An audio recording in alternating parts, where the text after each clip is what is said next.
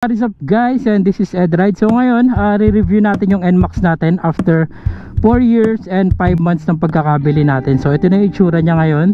Kung napapansin nyo, madalas kong ginagamit yung big bike, pero hindi ko pwedeng i-let go tong NMAX kasi hindi ko siya masyado nagagamit. Pero i-review ko sa inyo yung mga napalitan ko na, mga yung kailangan ko i-maintenance dito. So to be honest with you mga ka-throttle, no, since binili ito, never pa po itong na maintenance. Ang pinaka basic maintenance lang na ito is change oil. So nalinis yung panggilid na ito. So ayan, kung mapapansin nyo yung gulong, medyo pudpud na rin siya. Kasi tignan nyo naman yung ano, lumalabas na yung ano, yung napaso pa ako, lumalabas na yung ano niya, kumbaga nabubura na yung guhit niya, no. Pero hindi ko naman ramdam na madulas, makapit pa rin naman kakagamit ko. So ayan, kung mapapansin nyo, napaka presentable pa rin. Hindi ko siya masyado nagagamit, 11,000 pa lang natatakbo ko.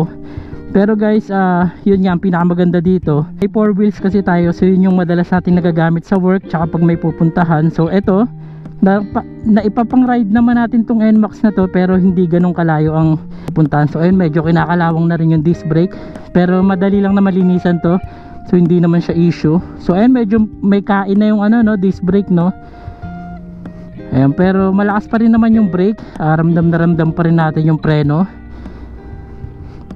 So ayan, napapansin nyo, sira na rin yung emblem dito, ang NMAT na, no? And may ilang gasgas na rin, pero napakaganda pa rin. And then ito lang, ilang butas na ano ng pusa, inakita ng pusa minsan. Goods pa rin naman, presentable pa rin. Itatakbo ko lang siya ng medyo malayo-layo ngayon kasi nga madalas siya nalulobat yung battery niya. So pina-check ko siya sa Motolite and in-scan nila, hindi pa naman daw palitin. So ang kailangan lang daw, itakbo ko lang daw ng itakbo para mag-recharge siya. So eto guys, so medyo ito lang yung masakit din sa kalooban, no, kasi ang laking gasgas na ito, sumabit sa bakal. And the rest, wala naman siyang major issue talaga. So yun yung pinakagusto ko dito.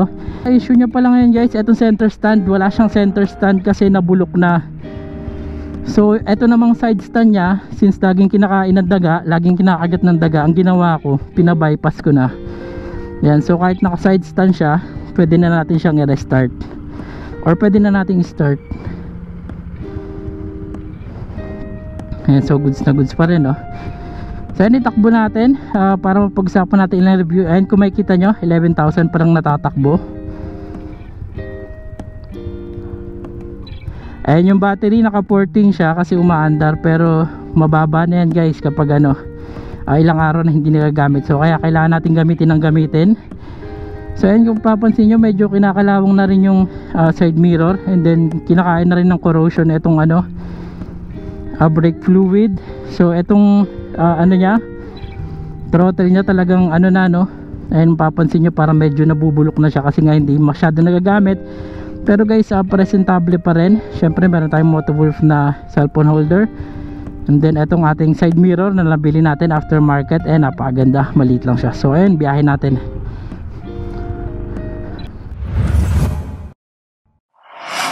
So ayun guys, nabanggit ko kanina na hindi talaga to na may maintenance. Ang pinaka basic maintenance lang na ito is change oil. Tama yan guys, so change oil ko siya every 1,000 km. Actually mukhang matagal-tagal bago ko siya ma-change oil kasi nga hindi ko naman siya masyado ginagamit. Pero ang nagustuhan ko kasi dito sa NMAX guys, baga parang less maintenance talaga siya. Though hindi siya nagagamit, 'di ba? Pero hindi siya yung maya-maya palitin kasi nga 'di ba sinasabi nila pag hindi nagagamit yung langis, kailangan daw agad i-change oil. So hindi naman ganoon guys. Check ko naman yung oil level tsaka yung viscosity niya, yung lapot niya. So okay na okay pa rin naman. Tsaka napansin ko dito guys, after 4 years and 5 months, 'di ba? Wala pa rin nagbago sa takbo niya kasi 'di ba 11,000 na ang natakbo. So dapat lilinisan na yung panggilid. Pero dito guys, napapansin ko hindi pa rin naman nagbabago yung takbo. Ayan, no. Goods na goods pa rin siya. So dun tayo daan sa Danghari para medyo mahaba-haba yung ating takbuhin. Ito yung hindi ko ano guys kumbaga hindi ko siya kayang i-let go kahit may big bike tayo and may 4 wheels kasi nga sobrang nakakamiss pa rin mag scooter. Though masarap mag big bike, malakas hatak, nakakapunta kung saan saan, malayo, mabilis. Pero iba pa rin talaga guys yung may scooter, lalo tong NMAX kasi napaka comfy talaga, sobrang komportable. Kapag big bike kasi ano parang maangas, parang ganun. Pero pag naka NMAX guys, chill na chill, tapos talagang mabilis lang, lalo pag malapitan na yung pupuntahan. Parang feeling ko kasi matagal dami pang setup bago pag nakakotse ka medyo mabagal, pag naka big bike ang dami pang gagawin bago mo mapaandar. Baga unlike dito sa NMAX, talagang parang ride and go lang, 'di ba? Parang hindi ko alam pero karamihan kasi ng naka big bike guys mga ano lang nila yon, weekend bike lang nila yon. So kagaya sa akin, literally kailangan pa rin ng scooter talaga or maliliit na motor na mga naka big bike. So ito yung sa akin NMAX. So sa mga nagsasabi na ibebenta ko daw kasi may kotse naman, may big bike, so never ko po itong ibebenta guys. Unlike mag-upgrade, 'di ba? Pero sa ngayon wala akong plano. Smooth na smooth pa rin. Ayan, tignan nyo pag nanakbo parang hindi halatang hindi siya na may maintenance. Matagal rin naman tayo nag scooter sa Honda Beat natin, so ramdam natin kapag yung panggilid kailangan ng linisan, medyo bumabagal na yung takbo, medyo 'di ba parang dragging kasi yung bola nagkakakanto na. Pero ito guys, grabe, sobrang smooth pa rin. Palitin na nga rin dapat ang pump belt neto pero, or pump belt.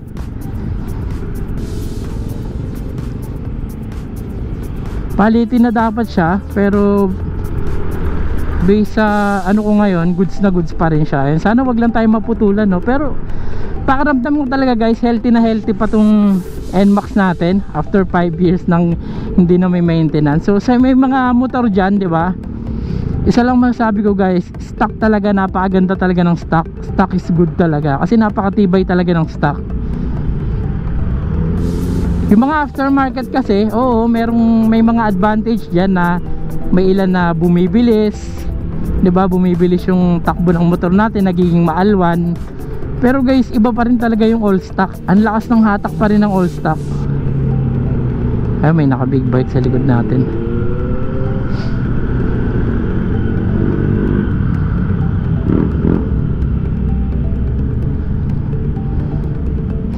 So meron namang aftermarket pipe to guys. May nag-sponsor sa atin before, yung M3 yata, or ewan ko anong or M4 ba, hindi ko alam, pero merong aftermarket pipe to. Pero tinanggal ko rin kaagad kasi nga iba pa rin yung stock guys. Kasi bukod sa hindi nakakahiya sa kapitbahay, hindi maingay, so iba pa rin talaga yung hatak ng stock. Kung kukumpara mo sa hatak ng diba, maganda lang kasi yung mga aftermarket pipe or nakakabilis lang ng takbo yun kapag kapag nakakarga yung makina mo. Pero kung stock lang yung makina mo guys, stock talaga pinaka the best. Ayun diba, ang sarap, smooth na smooth pa rin siya. So kahit may angkas ako dito guys, talagang maasahan tong NMAX natin. Hindi pa siya yung parang porket 4 years and a half na, magpa 5 years na, parang feeling matanda na yung motor. So yun na feel ko dito, napakaganda talaga kasi parang hindi nagbabago yung takbo. So yun rin yung sa akin, kumbaga yun din yung tinitignan kong pinagbabasehan ko, diba? Kasi kadalasan naman pag may nagbago sa takbo ng motor natin, pinapatignan natin or doon natin pinapagawa. Pero dito guys, wala pa rin nagbago talaga. Ayan, tahimik na tahimik, ang ganda manakbo. Walang vibration or walang dragging. So hindi ko nararamdaman na palitin na yung bola niya.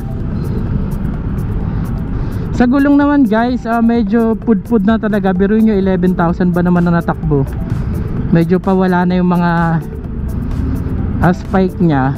Pero malayo pa naman sa palabas na yung ply. Malayo pa naman sa part na yun. Ayan, diba, sa harap natin NMAX version 1 yata yan. So ayan, tingnan nyo sa atin, okay na okay pa rin manakbo.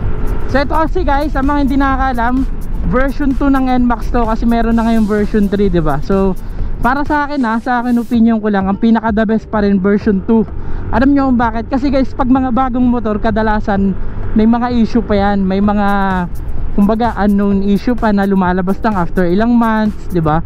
So ito kasing version 2, subok ko na kung ano yung issue nito. Ang pinaka naging main issue nito talaga before, is yung ano niya talaga, yung Y-Connect niya. So sa mga hindi nakakaalam, napalitan ko na ng Y-Connect ko to before, pinawarranty ko. So napalitan naman, pero guys, after mapalitan, after makabit ng Y-Connect, hindi ko na ulit binalik or tinesting ko lang siya, dinisconnect ko na ulit siya, tinanggal ko yung connection niya sa battery. Ano lang naman yun guys kinoconnect lang naman yun, plug and play lang. Bukod sa wala naman kasi talagang pakinabang yun, madalas kumakain siya ng battery kahit hindi ginagamit. So nakakalobat talaga siya. So hindi naman kailangan ng Bluetooth dito, yung mga Bluetooth feature nito. So hindi mo naman siya magagamit talaga. Hindi ko alam sa iba, pero yung Y-Connect para sa akin napaka useless talaga. Version 1, version 2 subok na talaga. May bagong labas pa ngayon, Aerox, no? Para sa akin guys, pagdating sa forma, nagagandahan ako sa forma ng NMAX Turbo, pero para sa akin okay pa rin tong NMAX V2. Okay na okay pa rin sa akin yung forma, diba? Parang magpa 5 years na to sa akin, pero parang feeling ko brand new pa rin. Ganun pa rin yung pakiramdam. And guys, sobrang tahimik, diba? Kasi iba yung big bike diba? Pag naka big bike ako, yung pakiramdam nun parang maangas. Ito talaga parang feeling chill na chill. Ang dali ilusot-lusot, diba? So nakakamiss rin talaga yung mga scooter. Nakakamiss rin talaga mag-scooter. And medyo traffic na dito, no? Before, napapansin nyo, before pandemic halos hindi nagkaka-traffic dito. So hindi ko alam ngayon. Nakakatuwa ngayon guys, no? Yung mga nakikita nating motor, mga matataas na CC displacement na rin. Parang sabihin nating best seller talaga Honda Click, pero ang dami nating nakikita ng mga naka Aerox, naka NMAX, diba? So parang feeling ko mataas na rin yung antas ng pamumuhay ng mga kapwa natin rider. Before kasi pag naka 150cc ka, parang ano ka na diba? Parang nakakaangat-angat ka na sa buhay. Pero ngayon guys, yung mga delivery rider, diba? Mga pang everyday use nila, mga naka 150cc na rin. So nakakatuwa lang. So ang may papayo ko sa inyo, kung gusto nyo ng less maintenance, dapat talaga all stock. All stock is the best talaga. Napakatibay talaga ng parts ng all stock guys. Subok na subok ko na yan. Pagdating sa speed, may makukuha tayong konting speed sa mga aftermarket parts, pero asahan nyo guys, ilang kilometers, like for example 3,000 kilometers, mawawalan na ng silbi yan. Yung mga spring, diba? Papalit ng spring, pampalakas ng hatak, pampataas ng RPM. Kaso guys, ang bilis kumbaga, ang bilis mawala ng tigas ng mga spring. So yung mga pulley na yan, mga kalkal pulley, degree pulley, diba? Yung mga ganyan, subok ko na yan dati sa Honda Beat pa lang natin, pero the best pa rin talaga yung stock. Iba pa rin talaga guys yung stock. So bigyan ko lang kayo ng maiksing kwento guys. Ito kasing ano natin, NMAX natin, madalas siya nalulobat. So okay lang naman yung lowbat kasi na-charge ko siya. Meron ako nabili sa Shopee na charger ng battery, sasaksak lang sa kuryente, mabilis lang siya mag-charge. Ang problema kasi, ay wasak yung sasakyan, no? Ang problema kasi guys, yung kinakagat ng daga madalas, kaya may 3 beses na yata ako nagtutulak papunta sa shop. So ang ginawa ko, instead na kagatin ng daga, ang ginawa ko yung side stand, pinatago ko na lang. So sabi ko kay kuya, itago niya na lang yung wire, tapos i-bypass niya na lang, so para hindi nakakagat ng daga. So malobat man ulit, diba, pwede natin siyang i-charge. Pero yun nga, since natatakbo natin, dito natin malalaman kung totoo yung sinabi nung sa Motolite. Iniscan kasi, sabi hindi pa naman daw palitin, gamitin ko lang ng gamitin kasi para ma-recharge lang. So tignan natin. So after neto guys, kapag nalobat pa rin after ng ilang araw, observe ko yung battery niya.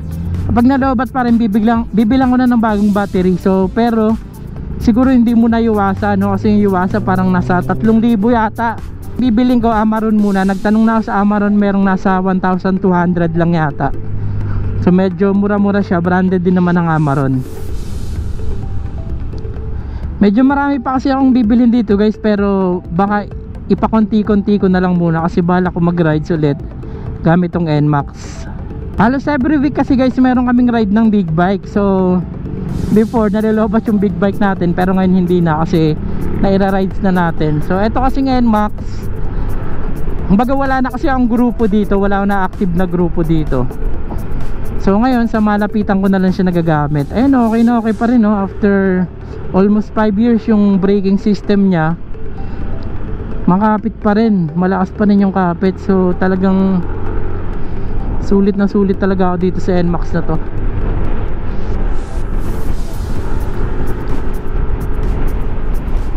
Ayan guys, so basic lang yung takbo talaga na ito eh. Ayoko lang itodo pero talagang humahatak pa talaga siya. So isa-isa ko lang yung maintenance. Ang baka i-next ko dito, observe ko na yung battery. So kapag medyo palyado pa rin yung battery, baka palitan ko na siya guys. And then next yung center stand na, papalit ko na. Kasi kailangan din yung center stand. Though hindi naman siya ganun ka-importante kasi nga naka-bypass na yung side stand. Pag-iisipan ko kung unahin ko muna yung gulong, or yung center stand. Pero yun yung next natin guys. And then next, papa-maintenance na natin yung panggilid. Kasi hindi ko masyado pinaprioritize yung pag-maintenance ng panggilid guys. Kasi hindi naman ako nakaka-feel na parang may kanto na yung bola or may something sa panggilid. Kasi talagang smooth na smooth pa talaga yung takbo. Napakatahimik pa rin, wala pa rin ako naririnig ng mga kalansing. Kasi dyan lang naman madalas yun eh, pag medyo paliti na yung panggilid, may mga maririnig ka na nakalansing. Tsaka guys, bago ko i-long rides to, baka palitan ko na rin yung gulong. Kasi kahit nafe-feel ko na hindi siya madulas, nakapag-brake ako ng maayos, diba? Sa nararamdaman ko may grip pa rin naman kahit basa. Pero syempre, iba kasi pag sa long rides, maraming ano eh, diba? Maraming factor na pagmumula ng accident. So isa yung gulong, so ayoko nang may pagsisihan. Kaya para sa akin, ayun, okay pa rin guys. So basic na basic pa rin siya guys. Iikot ko to sa may daang Reyna. Check natin kung okay pa rin yung speed nito. And then uuwi na rin ako. So don't forget to nga pala guys, comment, like, and subscribe. So kahit anong comment lang dyan, malaking tulong na yan sa pag-revive ng page natin. Though hindi naman ako naghahapol ng views, diba? Para sa akin may manonood at may manonood pa rin naman. Though hindi ganun karami, pero hindi naman ako naghahabol ng maraming viewers. Ang habol ko naman dito may iilan na makakanood. So matutulungan natin, diba? So para sa akin guys, sobrang recommended tong NMAX na to, diba? Syempre all stock, hindi naman pang racing. Para sa akin guys, makontento na kayo sa speed ng NMAX. Napakabilis. Actually sa akin hindi ko siya ma-maximize kasi ngayon hindi na pabilisan eh, diba? Kung gusto mo pabilisan talaga, mag big bike ka, diba? Para sa akin yung comfy talaga na itong nabibigay ng NMAX or ng scooter.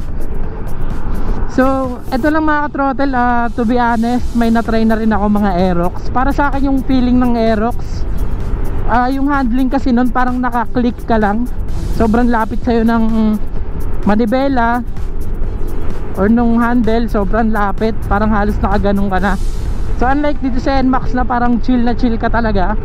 Pagdating sa position, ito talaga yung pinaka chill.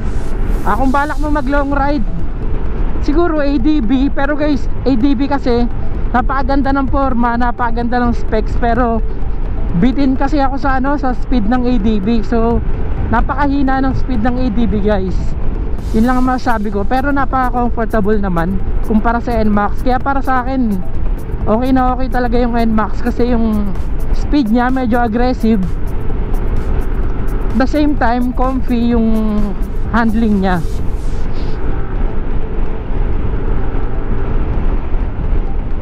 Yan guys, di ba? Mga chill na takbo lang.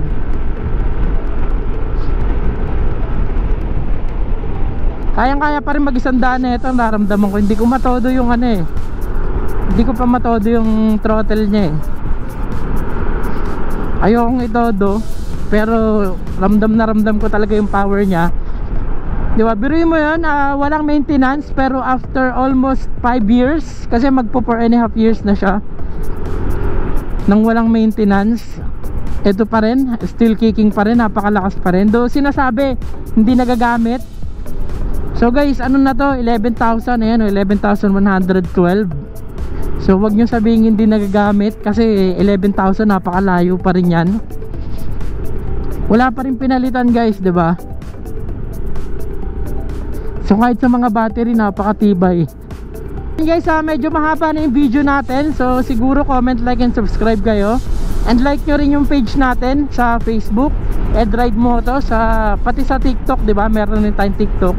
So may mga short video tayong ina-upload doon.